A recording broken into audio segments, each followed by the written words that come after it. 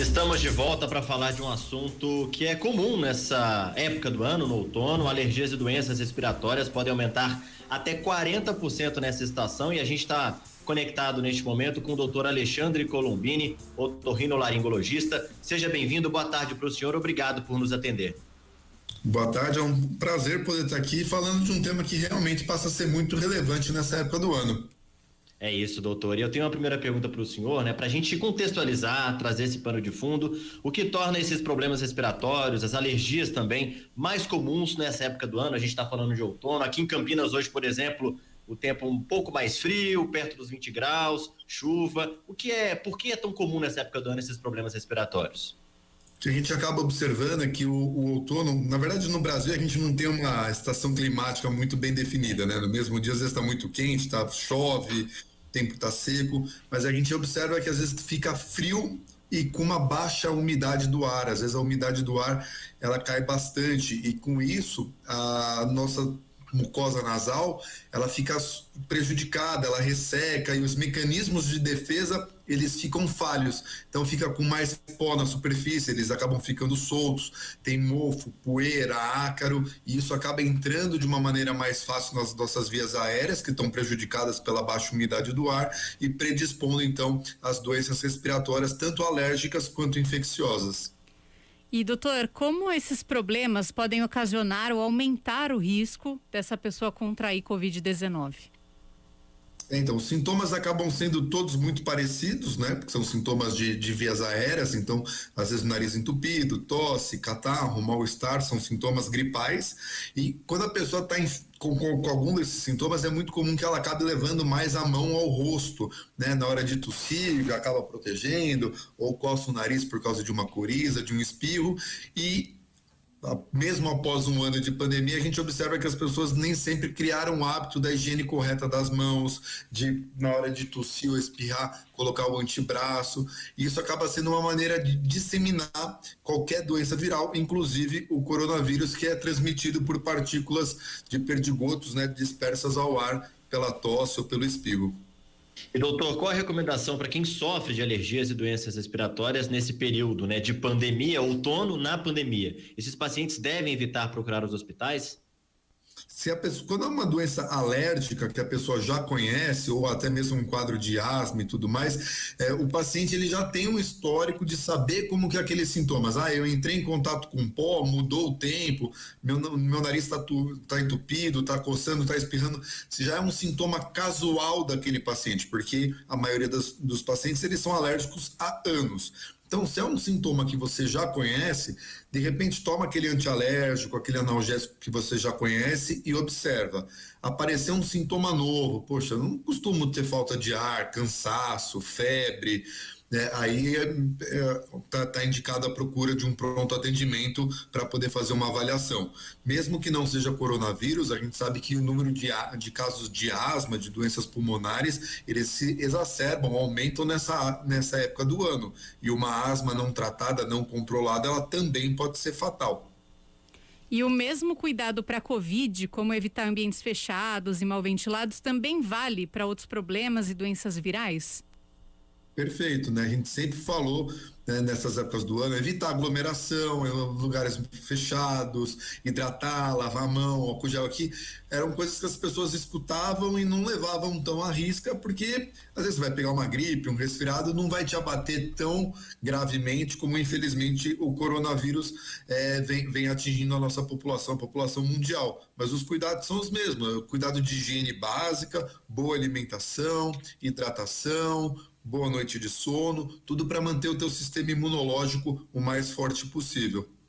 Uhum. E o correto, doutor, no caso de quem tem alergia, problemas respiratórios, como o senhor disse anteriormente, né, há alguns anos ou há algum tempo, né, é se manter mesmo no acompanhamento com especialista, já ter um doutor que faz esse acompanhamento, que conhece o quadro do paciente, né?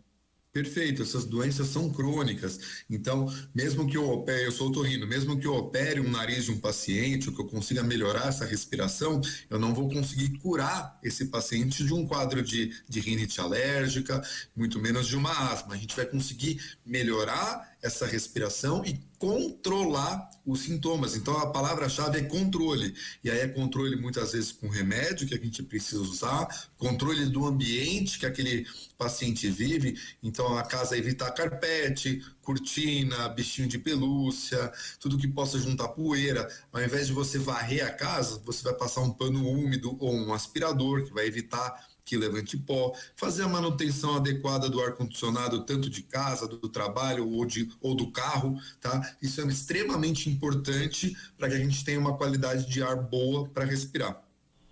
E tem algum tipo de quadro que pode agravar a Covid? A asma, por exemplo, já foi descartada como uma agravante da Covid? O pessoal que tem asma é grupo de risco?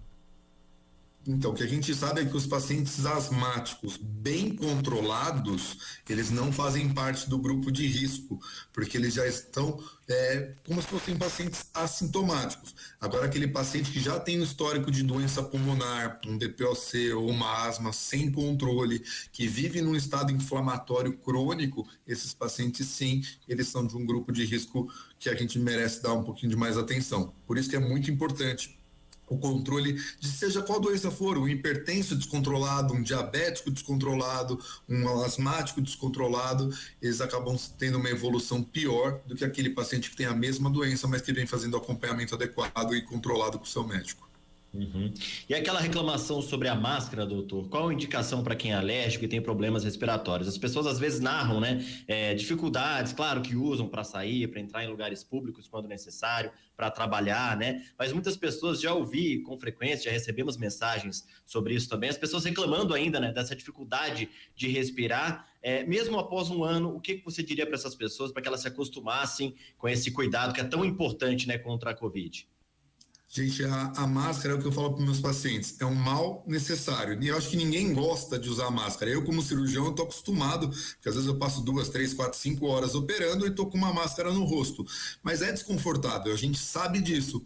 Só que, assim, sem querer assustar, é muito mais desconfortável você ir parar na UTI e ser entubado do que ter que usar uma máscara. Então, gente, é chato, é desconfortável, mas vamos usar máscara, faz a higiene correta das máscaras, evita limpar com produtos químicos que possam deixar cheiro, por exemplo, um amaciante, alguma coisa que pode piorar, agravar a tua rinite. Faz a limpeza da máscara com água e sabão normal, depois deixa secar, mas vamos usar a máscara com inteligência.